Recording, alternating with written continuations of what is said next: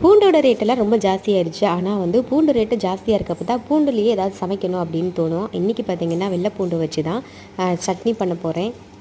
ஒரு கடாயில் ஆயில் ஊற்றிட்டு அதோட நிறைய உளுந்தம்பருப்பு சேர்த்துட்டு பூண்டு, ஒரு வரமிளகா, கொஞ்சமாக புளி, கொஞ்சம் சின்ன வெங்காயம் சேர்த்து நல்லா வதக்கிட்டு அதை அரைச்சி எடுத்துகிட்டு தாளித்தோம்னா சட்னி ரெடி ஆயிரும். ரவா தோசைக்கு ரொம்ப டேஸ்டியாக இருக்கும். டிஃபன் முடிச்ச கொஞ்ச நேரத்திலே கொரியர் வந்துருச்சு. என்ன கொரியர்னு பார்த்தோம்னா, நான் ரொம்ப நேரமாக எதிர்பார்த்துட்டு இருந்த இந்த கொரியர் தான். இது பார்த்திங்கன்னா வலம்புரி சங்கு வைக்கிற மாதிரியான ஒரு ஸ்டாண்டு தான் வந்து ஆர்டர் பண்ணியிருந்தேன் ஆன்லைனில். பார்க்குறதுக்கே ரொம்ப ரொம்ப அழகாக இருந்தது. வீட்டில் வலம்புரி சங்கு இது மாதிரிலாம் வச்சுருந்தோம்னா ஒரு தட்டில் பச்சரிசி போட்டு அது மேலே வந்து சங்கு வைக்கலாம். இல்லைனா இந்த மாதிரி வந்து ஸ்டாண்ட் வந்து நிறைய அவைலபிளாக இருக்குது ஆன்லைனில். ஸோ இது மாதிரி கூட வாங்கி வைக்கலாம். ஸோ அந்த மாதிரி தான் நான் வந்து வாங்கியிருந்தேன்.